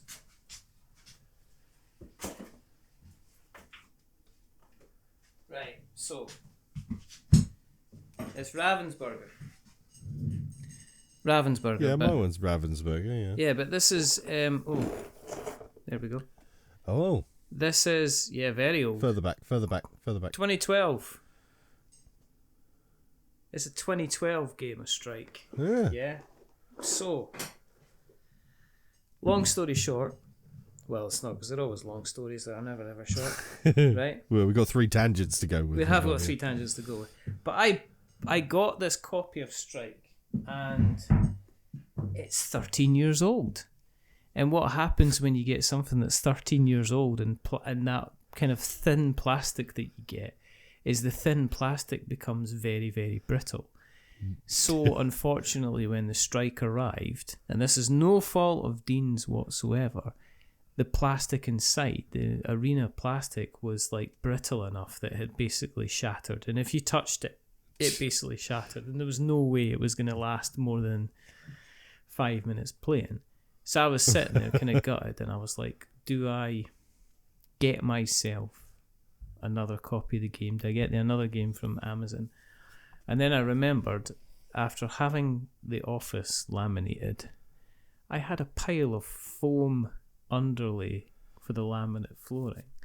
So I set myself to work, and I spent like literally an evening measuring out the box size and then cutting rectangular shape within ovals, to get this to build this arena. His stepped Colosseum, and then I painted You've it. done such, like when you first showed me the kind of the very sort of rough looking first picture you showed me, and had you tried to cork around the edges? I just decorate. Yeah, I just decorator's cork round. Yeah, I thought you had. I wasn't sure if it was like where PVA had leaked out. No, or what. I used decorators because I mean, when the first picture you showed me was like rough. Oh yeah. And then you were like, oh yeah, I'm gonna, and I said, oh, you're gonna paint it a bit. And yeah, I'm gonna paint it. And then you fucking showed me this beautiful 3-shade fucking arena. I was just like, you flocked it as well and stuff. You put like texture on it. Yeah, I got like a knife and put some like slight texture on the top and stuff like that on one side. Cracking. And then You did such a good job on it. And then what I did was I undercoated it. Obviously, I got my black spray paint out and undercoated it all. And then I kind of set to work with my darker. I use my miniature painting skills, darker colours all the way through to lighter colours, almost down to dry brushing and little flowers and stuff like that. And I put this out in front of Jake, right? And Jake, as you know, he's not the biggest board gamer in the world. Though I am trying. He's round about the same ages as Elliot. And we must have sat down and we must have played Strike constantly for about an hour. I've never seen his little cuppeth of joy kind of over because it says, I'm going to teach you how to play. It's it just looks this looks it's so tricky. It says roll a dice. It's like right, okay. And you got a pair, you remove those dice, and then we went that, and then he realised he won. And then that was him. It's like all the time. He's just like trying, and he absolutely loves it. So I've been playing a lot of small games. Castle Combo. Oh, it's so good. I haven't had a chance to play Castle Combo for a while now. I've been playing it every time with the club. Yeah. Oh, it's just been a staple. Loving it. Nice. What else you been playing at the club? Playing Star Wars Unlimited. I've been playing that every kind of Tuesday night. I was going to say I just saw a pre-order for the Legends of the Force. Yeah, I'm not I going down that line. I think I've already kind of mentioned it that I'm not going down the thing of booster boxes and new packs and stuff like that. I bought a Han Solo deck. That was the last thing I bought, but I'm not going kind of booster mad. Was that like a pre-constructed deck? Yeah, because they had basically what they call the Lightspeed stuff. But we go along to Accent Gaming, and hello to Doug at Accent Gaming, and you go along, and because he's like seen as almost like an official play zone for it, we get like promos handed out all the time. So you get promos and little deck boxes and stuff like that just to keep it going. And it's like one of these things that's like, so you just pay him a little bit of money just for the table. He's like, oh, don't pay us. But it's like, well, here, have some money. So we give him a little bit of money. Because he's a small business. He's not like, he's not like he's given the takings to some kind of corporate overlord or something like that. So we always make sure we kind of pay him. So we've been playing Star Wars Unlimited. Jake is smashing it where he's got this, he's got a Krennic deck fitting nicely into the kind of the Love a Andor bit things. Krennic. The Krennic Yes. is just, and what the Krennic deck does. I was so happy when he comes into the latest series. So good, so good. But Great character. But he basically, there's one card. Jake basically tries to build up as much resources as possible, and then he's got this one card that he plays, which is the 97th Legion, and the 97th Legion's defense and attack is based on the number of resources that you have on your side. So it's a monster. So he has this thing called, and it's a joke, it's called the DJ card. But it's basically, it's like one of these Imperial, you know the Imperial guys that shoot the lasers in the Death Star? They've got like almost like the duck looking helmet. Yes, the weird helmet, yeah. So their card is basically, they've got the weird helmet, but then they've got like, they're over something like a console which is glowing kind of purple or something like that. So we just called them the DJ deck, the DJ card, because it looks like they're kind of mixing some tracks. But if you kill them, then they automatically go as a resource. So in his game, sending them out for death. he sent them out. He had 3 in quick succession. And I was playing Thrawn, right?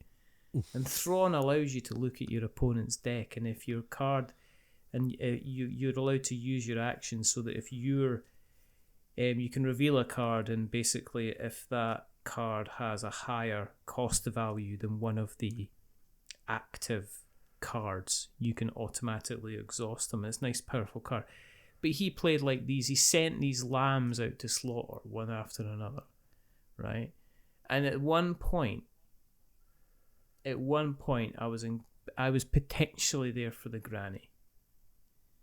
My base our bases have got 30 points, life points on them each, yeah.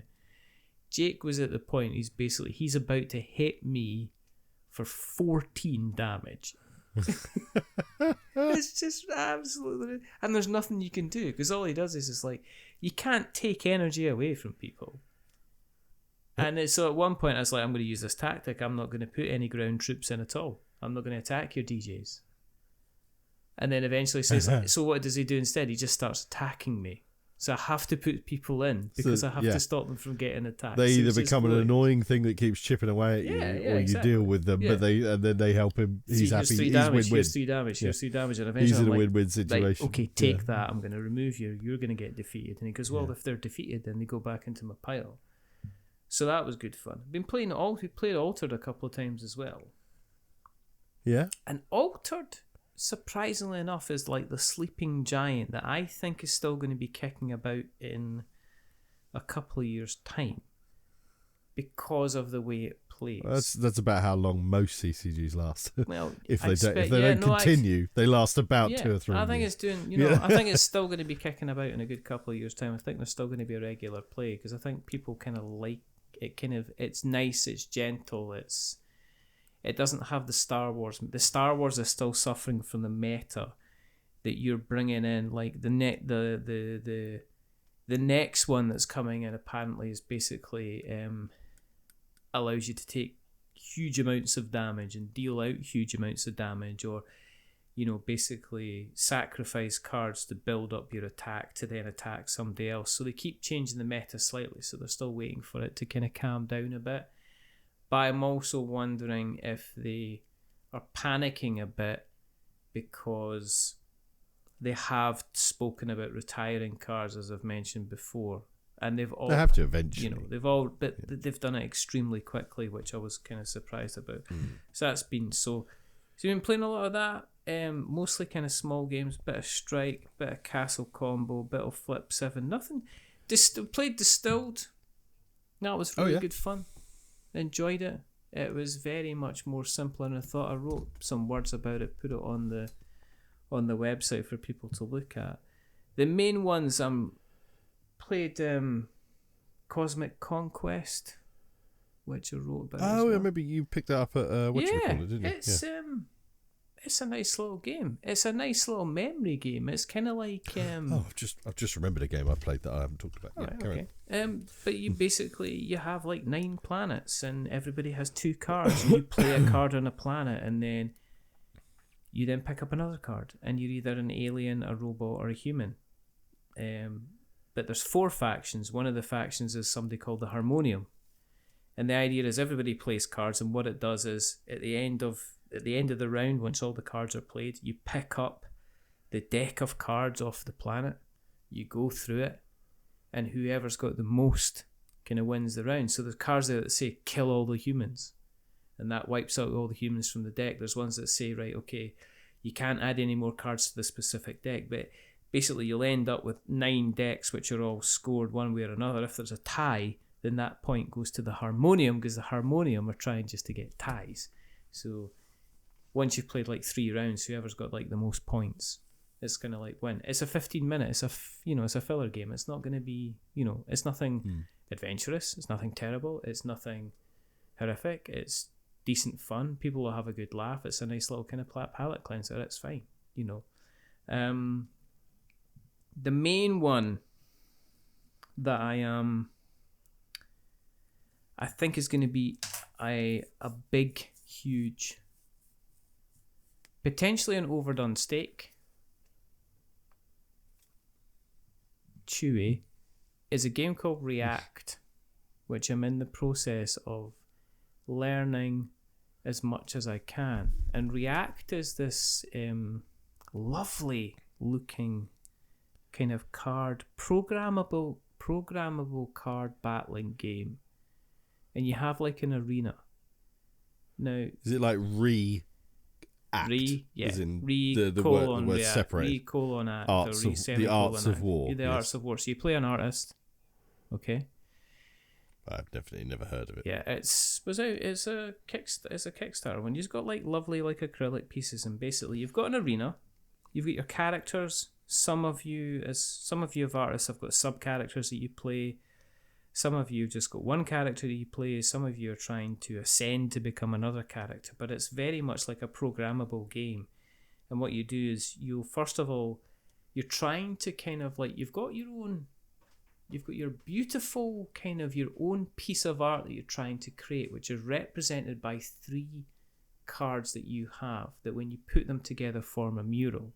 So the first part of the game is basically you get to move your cards around in order to kind of almost activate your super move, and then you can use your super move during the game. And then the second part of it is you have a very small, like a miniature deck of cards, and what you do is you play a card, and that allows you to do something. But you're not only playing a card, but you're also defining the direction that this card has an effect on. So you're playing on like a grid. Your stand will be in the middle of the grid, and to the left of you might have an enemy minion or something, and you might decide to play like an attack. But you've got to define which direction you're moving or attacking, and then your opponent can decide to then play a react card, and then you can react to that. And it's kind of back and forth, but it's like a programmable kind of game, so you can decide kind of who's reacting and who's not reacting, and then you play it out. But there's kind of a lot of tactics to it, and it's almost like fighting games. It's like Street Fighter 2, Street Fighter 3, right, Street Fighter 4.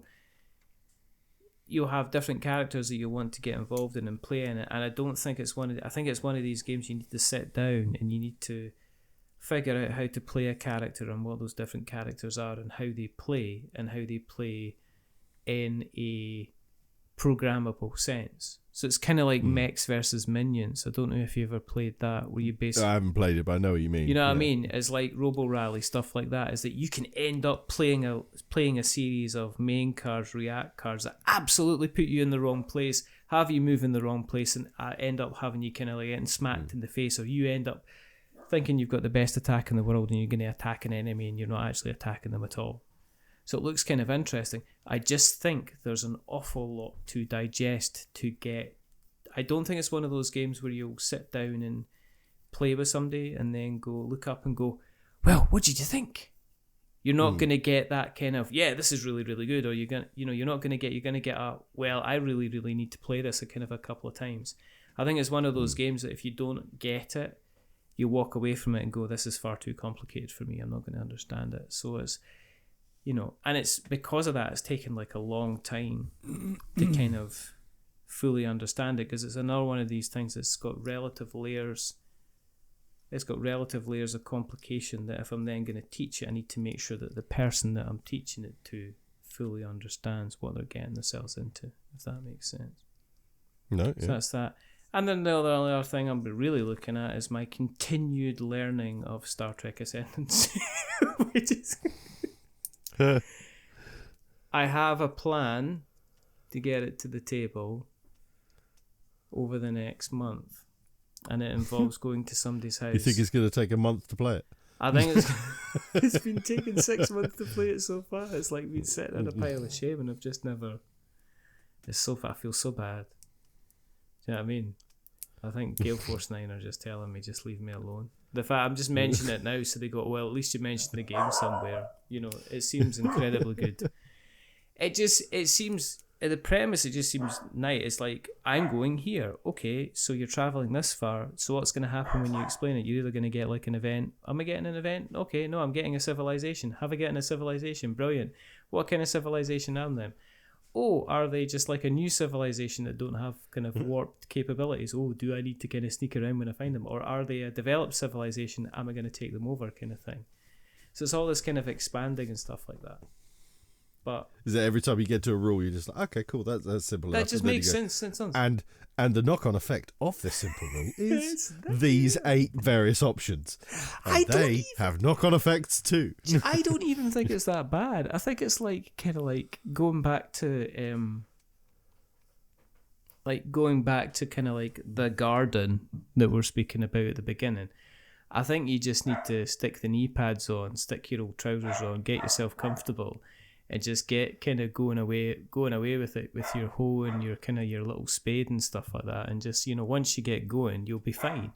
I don't think it's an absolutely but I'm embarrassed. It's like one of those embarrassing things. It is like borrowing a lawnmower off somebody, and then, like, you know, you see them in the street and you just like go, oh yeah, I'll go around and get the lawnmower. It's that kind of thing. I can't pass Gale Force 9 in the street. You know, because they'll remember it's like, oh, you've got that game that we sent to you, and it's just like, yeah, I know, but it's 3 players and it's going to be 4 hours. It's that kind of, you know, because even I can't take it to the club and play half a game. Can you? Can you take it to the club? Is it more than 3 players? I think no, it's 3 players. That's the thing, and it's not less than 3 players. You can't. Oh no, but if you've got game. expansions, if you got the expansions, you know, if Yeah. you got the expansions, you could play kind of like many players. So I'm utterly embarrassed, you know. So I'm going to mention it. I will see. But that's, you know, that's about it. Oh, we also got like, I got some AI game as well. AI? An AI art game. Oh, like AI created. AI slop game. I don't know what to say. What do you say to that? I said, like, I'll write a preview then, and I'm really tempted to just create me a 300-word preview of this game for Kickstarter. And I'll put in as much effort to your review as you did your game. Yeah, exactly. That's what I'm just tempted to do. I love it. You know, I might have to take this out because just send it back a review on Midjourney and ChatGPT. I might just do that. Just tell me. You can put it in at all. It'd be absolutely fantastic. You know what I mean? Wonderful stuff. So there is a game I want to talk about. Talk. Because I've been playing all the games we've been playing anyway before. So I picked up some bits from Clownfish Games or whoever it was, or I kept looking at some stuff, and every time I looked at something, you know, you get the little bar at the bottom says like, people who bought this also tended to buy. Yes. You know. And this game kept appearing in there that I'd never heard of the game. Yeah, this game kept appearing in this sort of section of the thing. And I was like, I've never seen this game before. It's from De Vere, who very well respected company. Yeah. I to my knowledge, I don't think I'd ever played a De Vere game, or I think I didn't think I had until I realised that there was a game of theirs, which I've forgotten what it was, and I was like, I didn't realise that was De Vere. But I haven't played like White Castle, which everybody talks about, or Lacrimosa, which was a darling for a little while, and 5 minutes. various other very, very, very popular games. But this game kept appearing, and it's called Quorum, as in the sort of Roman. It's not like a meeting thing. I'm gonna look at this. Like a meeting. Yeah, Roman meeting. And it had this really nice sort of cartoony, borderline, just nice artwork on the front of it. Okay, Quorum. And I was like, I've never even heard of this. And it was quite a reasonable price. Very reasonable price. It was like, I don't know, like 22 quid, something like that. It was a very, very kind of, I'll have a punt on that kind of price. And I think eventually I did pick up whatever it was I was ordering. I think they had a sale on or whatever it was. And I would get free shipping if I, ordered another X amount or whatever. Ooh. So I fell into that old chestnut. Yeah. And I thought, fuck it, I'm going to, there's something about this game is intriguing the shit out of me. And I had even looked it up and sort of, and not looked too heavily into it, but just had a look at the sort of images of the game and sort of gone, yeah, that looks nice. And it was sort of it sounded a little bit Castle Combo-ish, because you only have 12 rounds and you end up with a sort of tableau of cards, and then you'll score based on these tracks where you've influenced in the various continents and sort of sections around Rome. Or sort of Roman Empire and stuff, you based on the cards you've put in front of you, you score through. So took it to a game night a couple of weeks ago, and I said, oh yeah, I really want to try this. So there was 4 of us, and we were like, yeah, let's give this a go. And it absolutely did not fail to deliver. We all really enjoyed it. We played 2 games of it. But what looked like a little, the higher you go up on this track, the more points you'll score, and if you get sets in your little tableau of 12 cards, you'll do well there too, sort of thing. And then so you've got this thing in the middle, and off that you randomly put, like, there's Africa, yeah, I see that, Macedonia, Asia. There's sort of various like sections, I think, of either the Roman Empire's ancillary sections or the world around the Roman Empire. And each of those scores in a slightly different way. So you've got a little market of cards in front of you. You have a few cards in your hand, and you'll pick up a card and you'll play a card into your tableau. You obviously don't have to play the card you picked up, but you can pick up a card so somebody else doesn't get it or something like that. And on that card that you play, it'll have a little banner of a colour and a number, which is how much you'll move up and the influence of the track of that section. So you've got like red, purple, yellow, blue, blah, blah, blah. And then each of those sections will have, like, for instance, if you are the first, so the higher up on the track you are, there'll be a number at the bottom which you can influence, and you could change between 1 and 4, and it might say, for instance, the cards that you've got on your tableau, they have either a power level of 1, 2, or 3. It's just a nominal number. So it might say that for every 2 power level card in your tableau, it will be scored times the number of the influence of this section, which, like I say, could be 1 to 4. If you're the first, you get all of that. So you get whatever times 4, for instance. If you're second, you get whatever times 3. If you're third, you get whatever times 2. So the reward, the higher up you are on the track, you get full reward. The lower you get down, it gets ever decreasing as to how much points you'll get. So the card that you're playing in front of you will push you up on an influence. Then you have these god cards which allow you to change those discs in the middle that change the multiplier of a section, and then you can put them up and down. Some people say this is really mean. Yes, it is, I suppose. Get over it. Again, if you're playing games with other people and you don't want to have any sort of level of conflict, we're probably just not the right people to play games together. Absolutely. And also, if Quorum is a mean game, I would hate people to play a game that I would consider to be a mean game, because this is, this ain't fucking mean, But what we found was, like what I thought was going to be just this, like, oh yeah, this would be nice. Build my little tableau, get my points here, but it felt like you were constantly had 3 plates spinning in the air, and you were just like, you're trying to get this sort of sets here, but when you put down a card, it usually won't. You're trying to influence the right tracks over there, and stuff like that. You really you can only really afford to sort of like focus on like maybe 3 or 4 of them. You kind of got to leave 2 of them to be dead, sort of thing, or maybe get a bonus point. or 2. Yeah.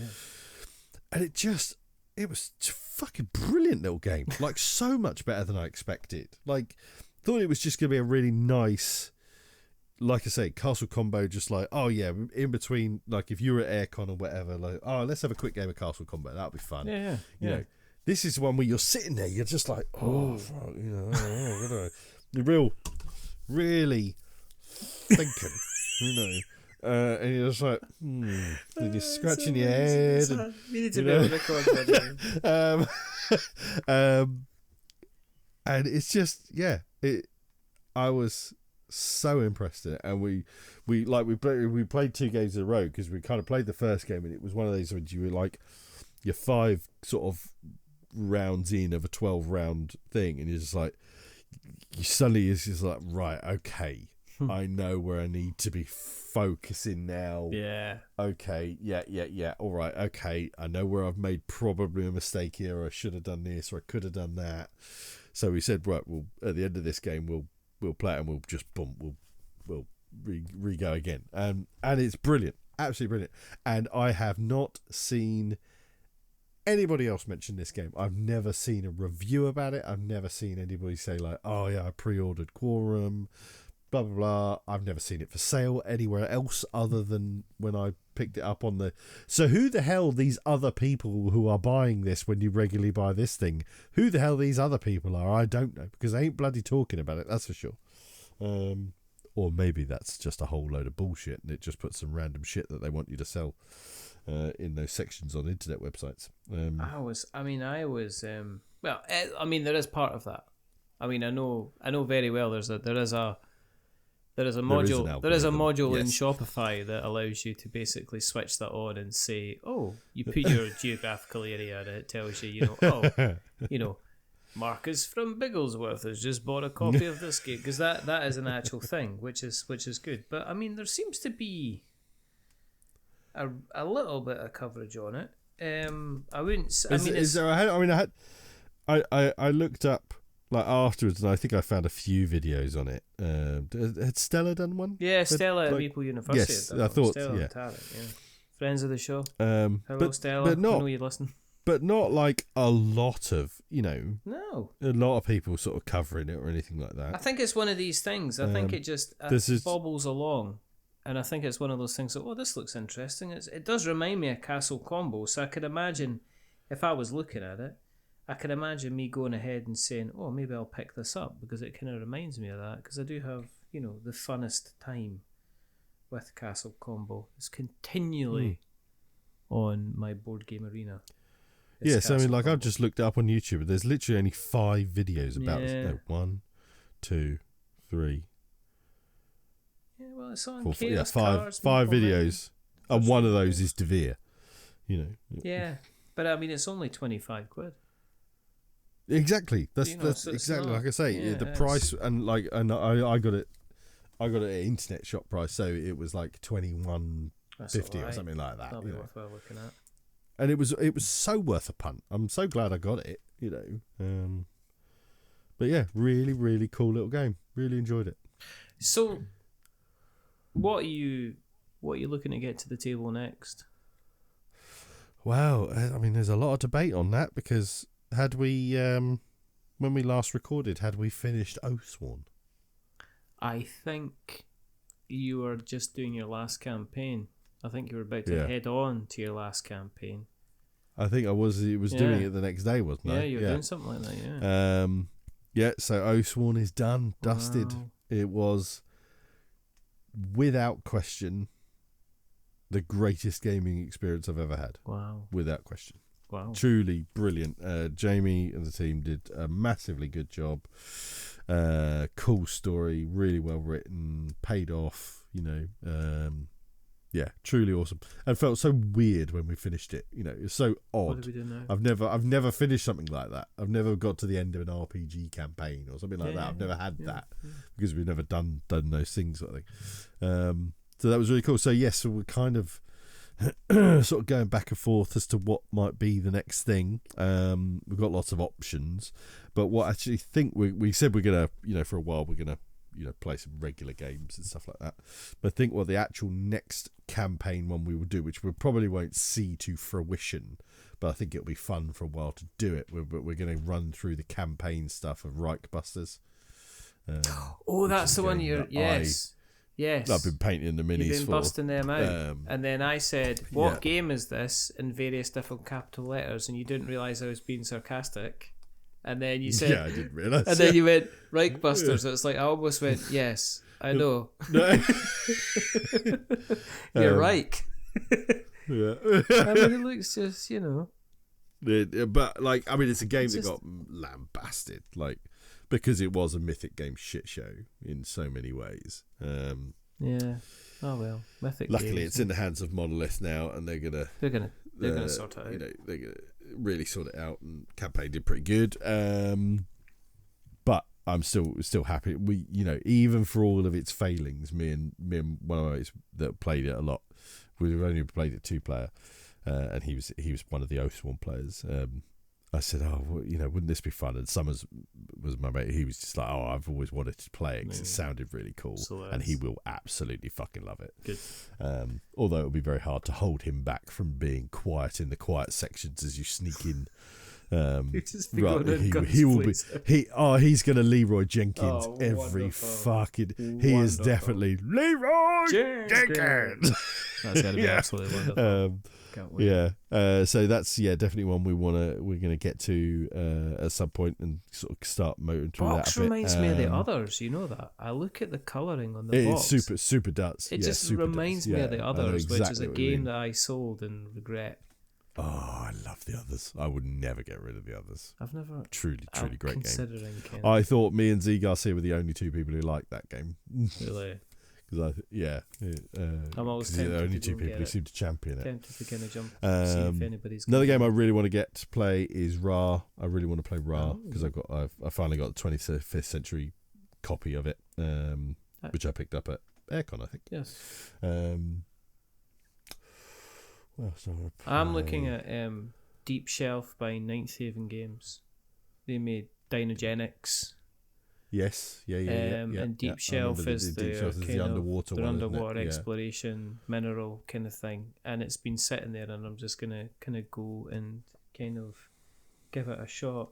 Played Take the Throne quite a few times. Oh, that was another little one that you picked up, wasn't it? Yeah, it was a kind of a one coming to Kickstarter kind of thing, and I've played it. We played it several times.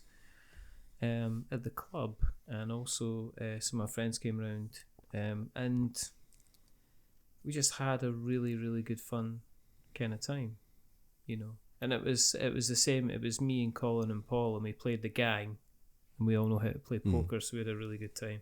And then we played Take the Throne, which was like good fun. So that's. You said it's coming to Kickstarter. Yeah, I think it's been out before, and I think this is like almost like a second printing, I think. So it's it's a lovely little kind of ultimately very much a kind of a take that game, which is, you know, some people love that kind of, as we say, some people don't. So that's good. Look again. Oh, my new copy of Cyclades I really want to get to. Yeah, I was going to mention Cyclades because you haven't mentioned it, and it's just whether I haven't had a chance to play it yet, but I really, really want to get it. No. Really want to play it because it's clearly as much as I'm a massive fan of kind of base Cyclades with some of the modules and not a fan with some of the other modules, I think I'm going to, by the end of it, concede defeat and go, all right. Yeah. This is worth it. I will admit I was probably wrong, but, you know, kind of thing. I think this looks fantastic, and Well, really, I mean, James's My middle boy, he's coming home from uni. My daughter will be back, but she might be in and out. She might be back up and down from Aberdeen, depending on how things are going, because she's still in a flat. She's going into 4th year uni. I can't believe it already. But we have promised to play some Mice and Mystics. Ah, no. Yeah. In fact, I picked myself up something the other day, which I never thought I was going to get hold of. No. I only got this for like fucking 30 quid. No way. How? Yeah. No way. It's never touched. No. I've got Heart of Glorm. The small expansion. Yeah. And I just, never got around to picking up Downward Tales. And then, out of print, blah, blah, blah, never to be seen again. And it just popped up on a Facebook post. I was like, well, I'm having that. And they had it with all the other Mice and Mystic stuff as well. And I thought, there's no way they're going to. And they were selling them all separately. I was like, Jesus Christ, the stars have aligned. Yeah, I couldn't believe it. But yeah, I'd really like to play Mice and Mystics with Elliot, because I think he'd really like it. It's such a tricky... He's at the right age now. Yeah, it's it's a pretty hard game. Like, it's one of the toughest ones. Let me go and take care of this dog. Don't take care of the dog. When you say hard, do you mean hard as in challenging? Oh yeah, it's challenging. Oh yeah, it's heavy? absolutely brutal. I think it's like one of the games where I was just like, this is absolutely a brutal game to play with the kids, because it was like, oh, it's miniatures and it's mice and stuff like that, and it's going to be amazing, and it's going to be. And then we played it, and it was just like, this is absolutely really really difficult. It's a wolf in sheepskin clothing, isn't it? And Downward Tales, I mean that is. I think that's one. I think I saw the same post that you saw, and I think I didn't go at the time. I think I probably regret not doing that now. But there you go. As soon as I saw it, I just thought, wow, I've got to snap that up. You have to. Yeah. You have to. Good stuff. Because it's just one of those ones I just resided myself to I'll never get that. That's, Never get that. Right. It's time to call it a day. Or a night, or a morning, depending when you listen. And if you've listened along today and you like what you've listened to, then please go ahead and tell somebody else. And remember that you can find us in all the different places. Like, you can go to our website, we'renotwizards.co.uk, and that has a list of all the podcasts that we have podcasted, plus all the various reviews, previews, and the likes that have been written and created. Does it have a list of all the podcasts we haven't podcasted? It's kind of like a quantum website. Because if it hasn't, you really should get working. It on needs that. It does have a list of all the podcasts that we haven't podcasted. It's got a list of all the podcasts we've considered podcasting. It has. That's under the podcast. Right, that's fine. That'll do. Yeah, that's close enough. Close enough as far as I'm concerned. And also go to your podcast catcher of choice and rate us and review us as normal. But tell other people. Tell other people. If you like what you've listened to, tell other people. And it's time to say goodbye. So, it's a goodbye from Luke. Say goodbye, Luke. Goodbye. It's a goodbye from me. Goodbye. Say goodbye, Richard. I am goodbying. I'm trying to. Remember, stay safe. Roll sixes. Make something awful. And... stay spicy. Shiny hand, shiny hand, shiny hand, shiny hand, shiny magic hand, shiny hand, shiny magic hand, shiny hand. That's a Terminator hand, isn't it? It is. Is it an actual Terminator hand? Right, okay. Yeah. Bye-bye. It's the oddest back scratcher it's ever. Obviously. Goodbye. Say goodbye, Luke. Bye-bye. Bye-bye. Bye-bye. Bye-bye. A wizard is never late.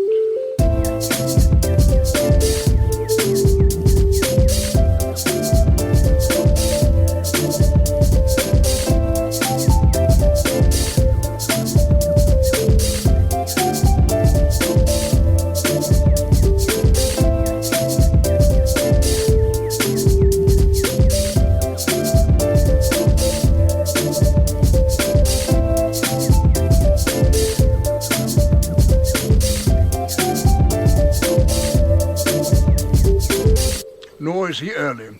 He arrives precisely when he means to.